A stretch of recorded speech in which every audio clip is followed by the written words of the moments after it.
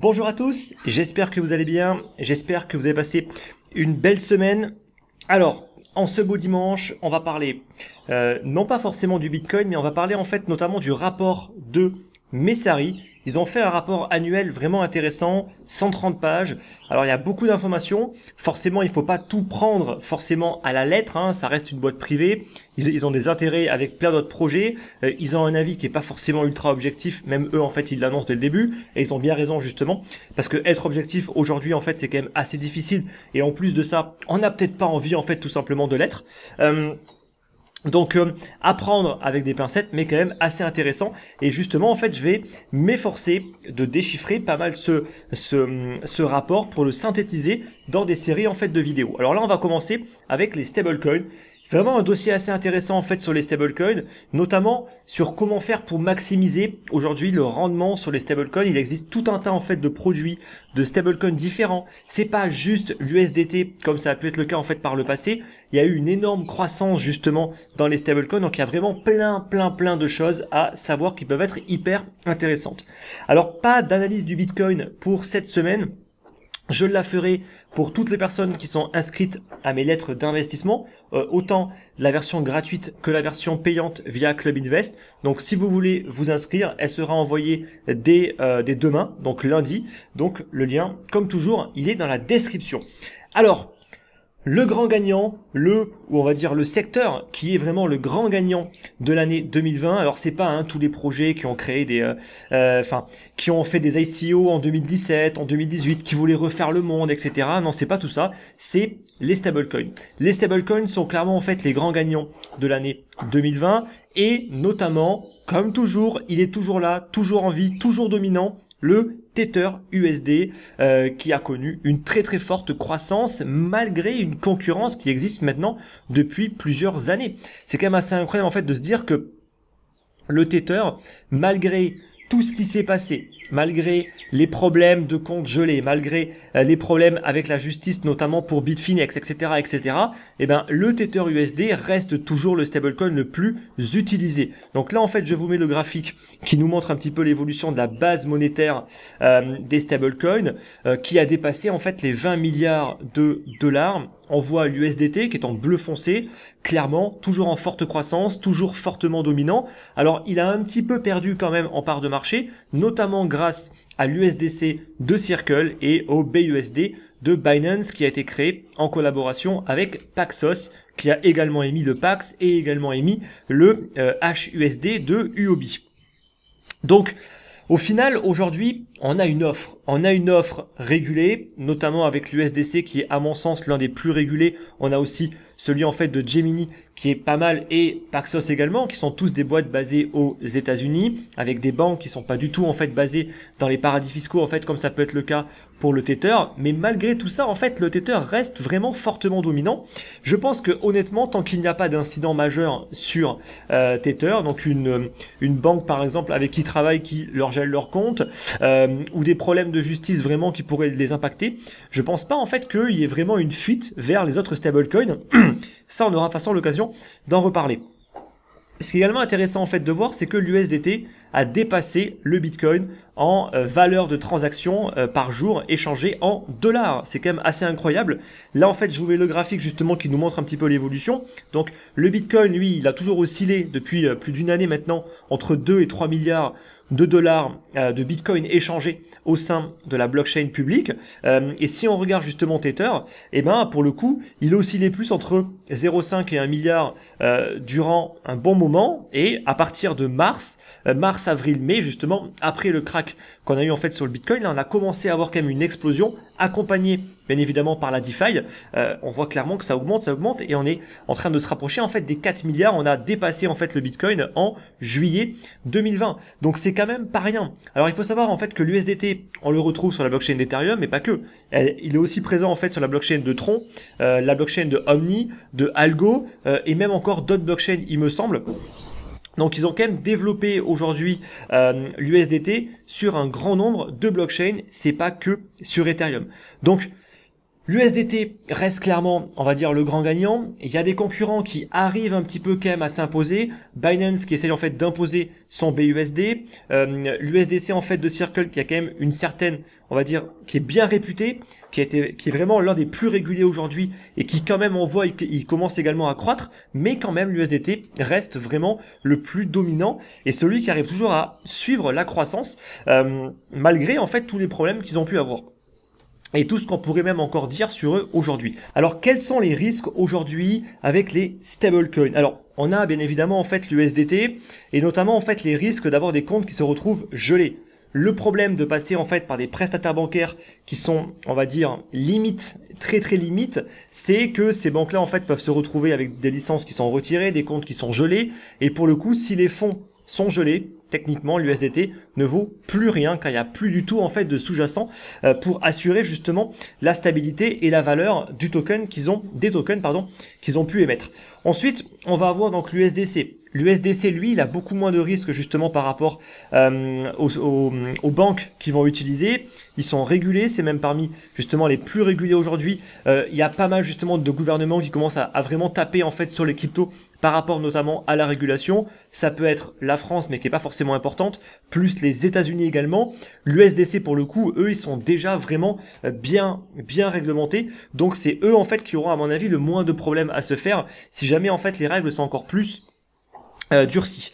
Donc, sauf en cas d'une interdiction pure ou vraiment d'une contrainte extrême de la part du régulateur qui empêcherait vraiment en fait que Circle et notamment avec son USDC il puisse correctement opérer. Il n'y a pas vraiment en fait de risque aujourd'hui. Le risque de contrepartie de la banque, il est quand même extrêmement limité. Honnêtement, il vaut quand même mieux être exposé à une banque américaine qu'à une banque basée en fait dans les paradis fiscaux qui va faire en fait tout un tas d'activités plus ou moins légales. Ensuite, on a le DAI. Donc le DAI, qui est le stablecoin décentralisé, qui n'est pas basé en fait sur un sous-jacent comme le dollar qui va être dans les comptes d'une banque. Il va être basé en fait notamment sur l'Ether directement. Donc là en fait on est plus sur une défaillance des contrats intelligents parce qu'il n'y a pas de tiers de confiance, pas de banque. Donc là, le risque aujourd'hui il est présent en fait dans les failles, dans les contrats intelligents, mais également dans les liquidations en cascade, notamment en cas de signe noir comme on a pu l'avoir en fait en mars avec une très forte chute du Bitcoin et bien évidemment ensuite du marché en fait qui l'a suivi. Donc le DAI a quand même plutôt bien, on va dire, survécu et bien supporté quand même cette baisse malgré beaucoup en fait de liquidation. La valeur est quand même restée plus ou moins stable. On peut avoir un premium quand même qui est plus important sur le DAI avec vraiment le DAI qui peut dévisser un petit peu plus. On en parlera justement un petit peu après. Le pourquoi du comment est-ce que le DAI est un petit peu plus complexe à arbitrer aujourd'hui en fait que les autres stablecoins. Également, en fait, je pense que l'USDT peut perdre sa dominance un petit peu comme BitMEX. BitMEX, c'était la principale plateforme pour les produits dérivés, notamment les contrats futurs, qui a complètement perdu au final son avantage. Il y a de cela à peine une année, c'était vraiment BitMEX le leader absolu en fait pour les contrats futurs. Aujourd'hui, il a été en fait dépassé par beaucoup de plateformes. On pourrait dire en fait qu'il y a aujourd'hui Binance Future, même le CME est aujourd'hui devant BitMEX. Pourquoi? Il y a eu pas mal de problèmes justement légaux. En plus de ça, ils n'ont pas de stablecoin, donc ça veut dire que il faut du Bitcoin. Avoir un collatéral qui peut perdre 50% comme ça peut être le cas en mars, ça peut quand même poser pas mal de problèmes, notamment de liquidation. Et il y a aussi une offre qui est beaucoup plus intéressante aujourd'hui et qui s'est énormément développée. On a Binance Future, on a FTX, enfin bref, il y a plein aujourd'hui de plateformes qui proposent quand même des produits vraiment très intéressants et on a vu vraiment le shift qui s'est passé entre BitMEX et toutes les autres plateformes. Donc si justement l'USDT se retrouvait à avoir de nouveau en fait des problèmes avec la justice, avec des comptes gelés ou tout ce que vous voulez, et ben le shift, donc le transfert en fait vers les autres stablecoins serait quand même, je pense, beaucoup plus facile et serait surtout en fait très rapide. On a pu le voir justement à quelle vitesse justement les fonds ils peuvent transiter quand il y a vraiment une volonté, bien évidemment. Alors les stablecoins, est-ce que c'est juste au final le fait d'avoir un token qui est adossé à $1? Est-ce qu'au final c'est vraiment une telle révolution? Et en fait j'ai envie de dire que oui, clairement pour plein de raisons. Bon, d'une part en fait il faut comprendre que les stablecoins ça nous permet d'avoir une exposition au dollar sans passer par une banque. Je pense que si vous êtes aujourd'hui en France, essayez en fait de dire à votre banque que vous voulez acheter du dollar, d'accord? Donc sauf si vous avez un compte pro, si vous avez, on va dire, beaucoup d'argent et vous avez un service premium ou alors des comptes à l'étranger, en Suisse ou dans d'autres pays qui proposent justement des comptes en dollars, honnêtement en France, par les banques françaises, c'est très compliqué d'être réellement exposé au dollar. Alors je sais qu'il y a Revolut également qui le fait, mais concrètement, on va dire dans les banques traditionnelles, c'est toujours très très compliqué. Donc le stablecoin, ça nous permet en fait d'être exposé au dollar extrêmement simplement, beaucoup plus facilement qu'avec tout le système bancaire que vous voulez. Vous pouvez acheter, comme vous achetez du pain limite aujourd'hui, un stablecoin qui est basé sur le dollar ou même d'autres monnaies, mais les plus répandues restent quand même sur le dollar. Ensuite, le deuxième point, c'est que aujourd'hui les stablecoins, c'est pas que pour préserver en fait la valeur sur le court terme, notamment pour les traders, mais aussi ça permet en fait d'avoir des rendements qui sont plus importants que tous les produits, je dis bien tous les produits aujourd'hui qui sont accessibles pour les particuliers. On prend livret A, on prend tous les plans épargne, tout ce que vous voulez en fait, qui ne rapporte absolument rien. On prend tous les contrats en fait d'assurance vie, fonds en euros performance, tout ce que vous voulez, même les SCPI, immobilier papier, tout ça, d'accord, ça rémunère moins que les stablecoins. C'est quand même assez incroyable. Aujourd'hui, les stablecoins, ça rémunère entre 8 et 10%. Alors on peut trouver plus, mais on va dire que vraiment, dans la moyenne, si on prend la plupart des plateformes aujourd'hui qui rémunèrent justement les stablecoins, on tourne à peu près aux alentours des 8-10% par an. C'est quand même énorme. Je rappelle quand même qu'un livret A aujourd'hui, ça rapporte moins de 1%. Un contrat en fait d'assurance vie, ça rapporte 2% à tout casser, d'accord? Une SCPI basée sur l'immobilier, qui va être un secteur énormément impacté en fait par le Covid, avec tout l'immobilier en fait de bureaux, bref, qui est vraiment un secteur extrêmement impacté, on n'a pas des rendements aussi importants. Donc là, on est sur un niveau de risque qui, à mon sens, n'est plus du tout aussi élevé qu'auparavant avec uniquement l'USDT. Aujourd'hui, avec l'USDC de Circle, on est quand même sur une entreprise qui est régulée, qui a eu les accords justement des régulateurs américains. Honnêtement, on peut avoir des rendements avec un niveau de risque, il y a toujours du risque, d'accord, mais qui est pas si élevé que ça, d'accord. Il y a bien évidemment du risque, mais sur les stablecoins uniquement, honnêtement, il y a un risque qui est bien évidemment toujours présent, mais pour aller chercher du 8-10% par an, je trouve que c'est quand même énorme. Honnêtement, est-ce qu'il vaut mieux être sur un stablecoin, par exemple, en prêtant sur Compound, voilà, j'ai juste ça au pif, ou alors est-ce qu'il vaut mieux être sur une SCPI? Honnêtement, la question se pose. Il y a toujours des risques, il faut les identifier, et justement, c'est le but aussi de cette vidéo. Mais vraiment, ça pour le coup, le temps que ça va durer, bien évidemment, c'est pas dit que ça va durer encore des années et des années, mais en tout cas, pour le temps que ça va durer, je trouve que ça reste plutôt intéressant, avec un niveau de risque plutôt on va dire intéressant. Ensuite, les stablecoins, ça permet d'augmenter la liquidité des altcoins principalement, parce que le Bitcoin a toujours été plus ou moins échangé justement contre des stablecoins, et notamment d'améliorer la décorrélation des altcoins avec le Bitcoin. Pourquoi? Parce que tout simplement, en fait, les altcoins, auparavant, si on remonte un petit peu, on va dire en 2013, 2014, elles étaient principalement échangées contre le Bitcoin.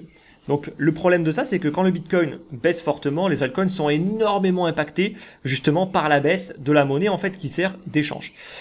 Les stablecoins se sont quand même développés. Il y a énormément aujourd'hui justement de cryptos qu'on peut directement acheter en stablecoin. La corrélation est toujours présente. Ça, il faut pas non plus le nier.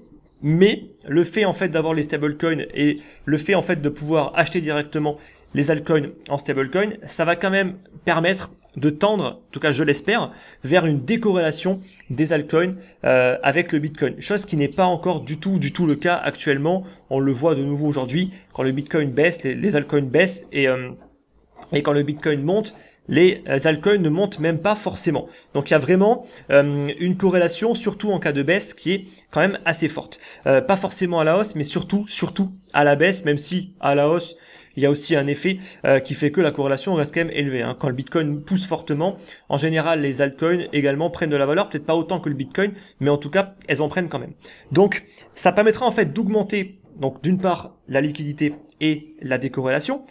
Ça permet en fait pour les traders d'avoir une monnaie stable et d'éviter en fait les liquidations en cascade qu'on a pu avoir notamment avec BitMEX lorsque le Bitcoin a perdu près de 50% de sa valeur en l'espace de quelques jours. Forcément, ça pose des problèmes si on prend du levier.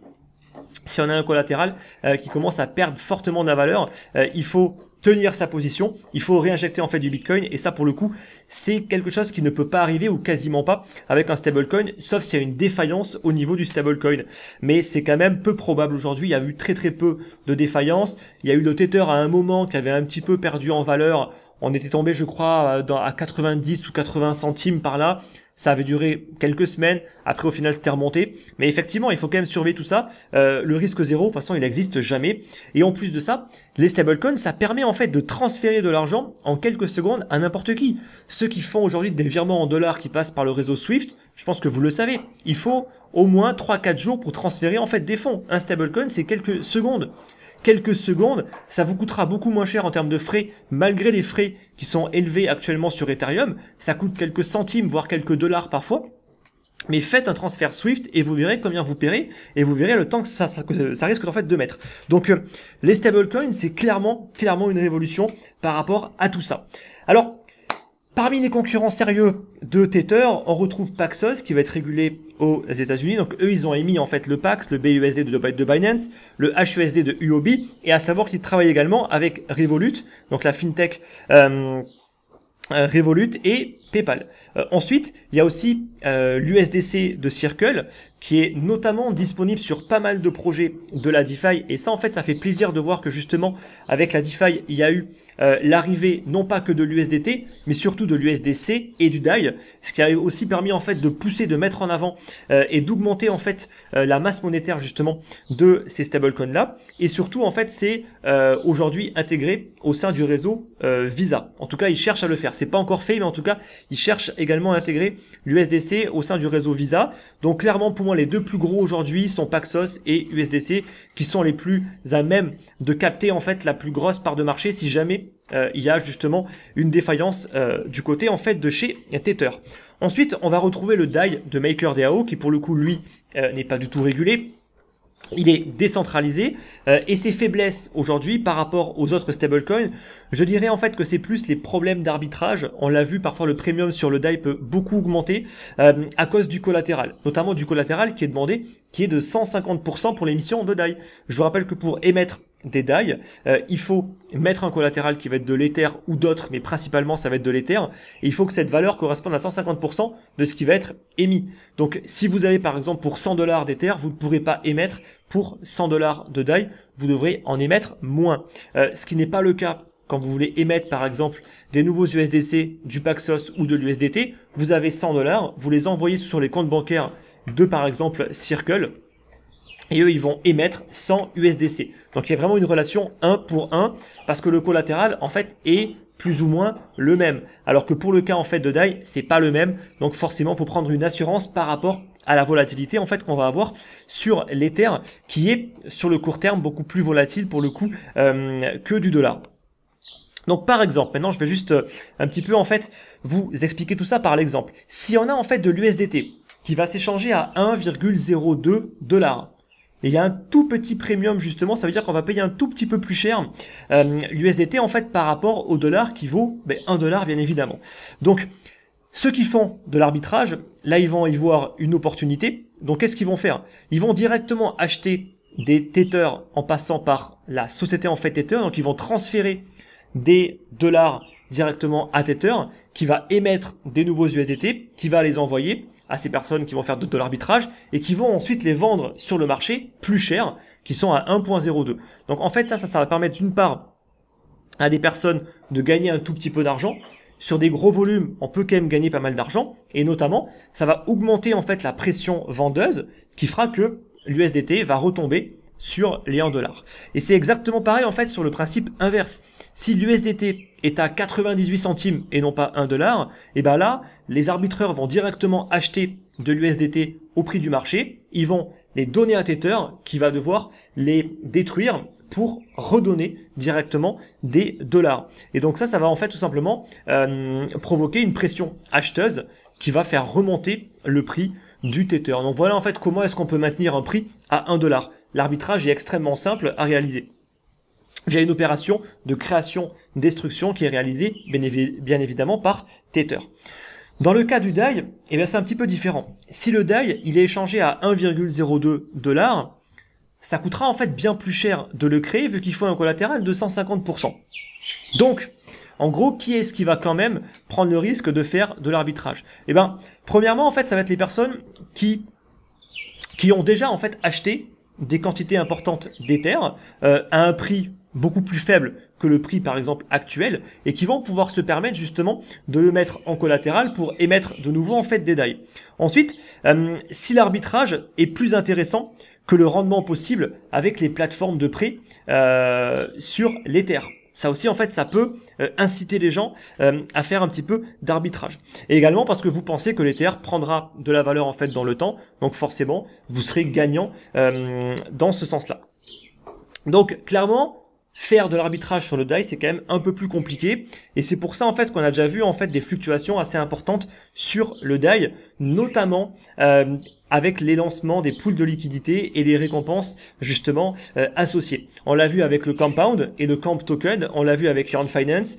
Justement, là, je vous mets en fait le graphique. Alors, désolé pour la qualité, j'ai pas trouvé de meilleure qualité.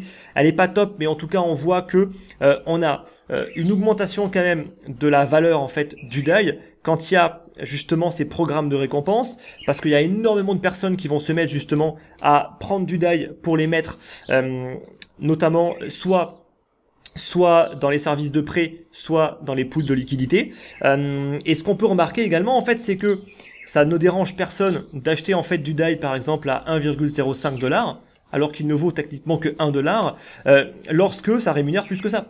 En fait, si vous êtes payé 1,10 $ grâce justement au pool de liquidité et que vous l'achetez 1,05, techniquement, vous êtes toujours gagnant. Et c'est aussi pour ça en fait que le DAI durant un certain temps était quand même extrêmement cher par rapport justement au prix normal de 1 $, notamment à cause de ça. Parce que les rendements délivrés par le fait en fait de prêter ou de mettre des DAI dans des pools de liquidité étaient plus importants, donc ça posait absolument pas de problème. Donc là on le voit un petit peu qu'en termes de stabilité, c'est un petit peu plus compliqué. Alors il y a des débats par rapport à la scalabilité en fait du DAI, est-ce qu'il sera possible d'évoluer, est-ce que s'il y a la masse monétaire par exemple qui est équivalente à l'USDT, est-ce qu'on pourra quand même continuer à garder une valeur qui est stable? Il y a plein de débats par rapport à ça. Bon, c'est un petit peu technique, donc pour le coup, je vais pas forcément rentrer en fait dans le détail. En tout cas, c'est intéressant quand même de comprendre un petit peu le mécanisme.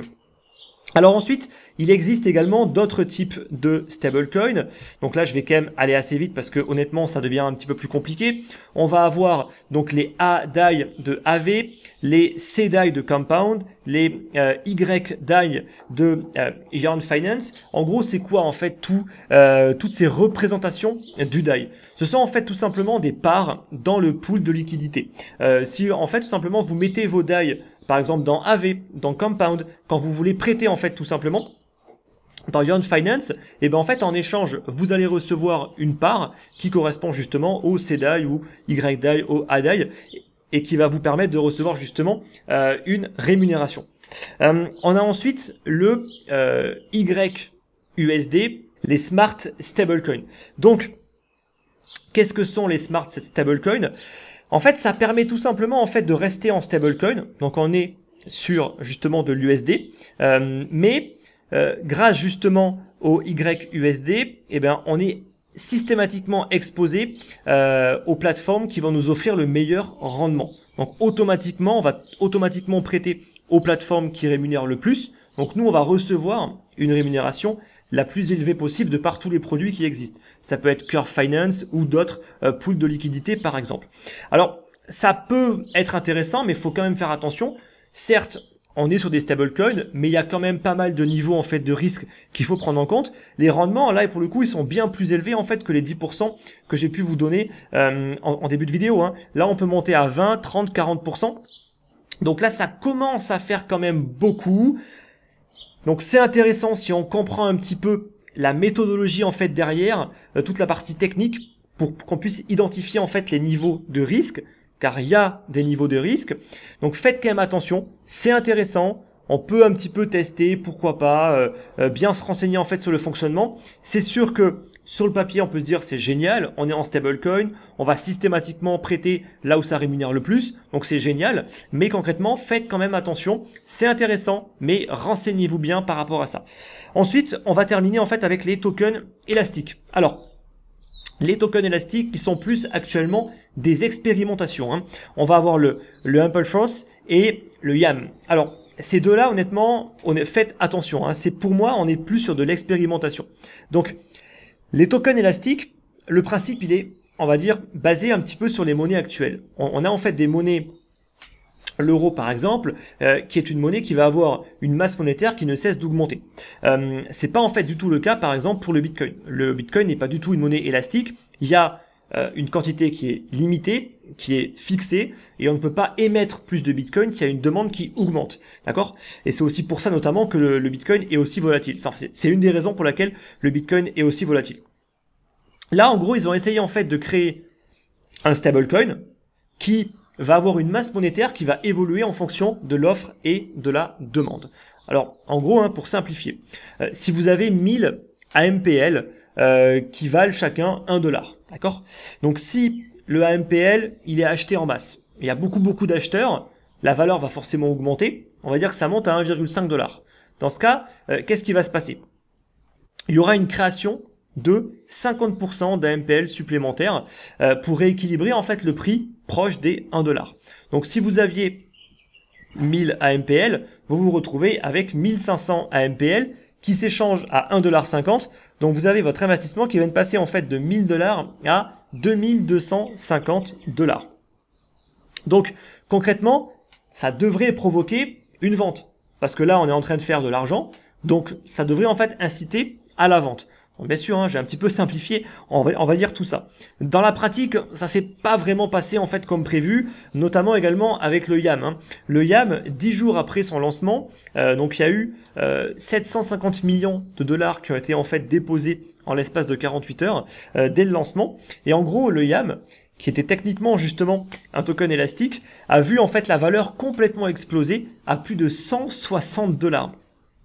Donc pour vous dire que ça fonctionne pas encore parfaitement, surtout que leur contrat était ni audité, qu'il y a eu des bugs. Donc bref, ça a été une bonne opération pour certains, alors que techniquement, c'est pas censé être un token sur lequel on peut gagner beaucoup d'argent. Mais en tout cas, juste pour vous montrer que il y a des expérimentations qui sont pas encore du tout fonctionnelles, mais ça me semblait intéressant en fait de vous en parler. Donc si vous êtes intéressé, en fait, creusez un petit peu plus justement le AMPL et le YAM. Ensuite, juste pour terminer rapidement, mais pour moi on n'est plus vraiment en fait dans la catégorie stablecoin décentralisé en tout cas, ni en fait même dans l'idée même des stablecoins. On va avoir les CBDC des banques centrales, hein, qui sont les tokens qui vont être émis par les banques centrales, et on a également Facebook, donc qui a changé en fait de nom. Donc avant c'était Libra, maintenant c'est Diem. Qui va également apparemment lancer son token qui va être basé sur le dollar. Voilà, bon pour l'instant, on n'a pas plus de news par rapport à ça. Donc voilà, juste pour vous dire qu'on a quand même aujourd'hui un choix assez impressionnant en termes de stablecoin. Il y a des choses qui sont intéressantes comme avec les smart stablecoins qui vont être prêtés automatiquement là où ça rémunère le plus, mais avec un niveau de risque bien évidemment qui est plus important. Si on veut prendre moins de risques, on peut juste en fait tout simplement prêter ces DAI, ces USDC directement en passant par Compound. Donc là, il n'y a aucun tiers de confiance. On passe directement en fait par des smart contracts. Donc bien évidemment, le risque, il est toujours au niveau même des smart contracts. Donc c'est assez intéressant tout ça, vraiment hyper intéressant. C'est un des secteurs qui s'est le plus développé, qui a attiré également beaucoup, on va dire, d'argent. Il y a une croissance qui est assez forte. On l'a vu avec l'évolution de la masse monétaire. Donc, assez intéressant tout ça. J'espère en tout cas que ça vous a plu. Donc là, c'était juste en fait le déchiffrage de toute la partie stablecoin du rapport. Au final, c'est juste une petite partie par rapport à l'intégralité en fait du rapport. Donc je ferai pas forcément des vidéos sur l'intégralité en fait du rapport, mais sur uniquement les choses qui me paraissent intéressantes. Donc rendez-vous la semaine prochaine pour la prochaine vidéo pour justement déchiffrer un petit peu plus de nouveau ce rapport de Messari. N'oubliez pas le like pour le soutien et je vous dis bon dimanche et à la semaine prochaine. Bye bye.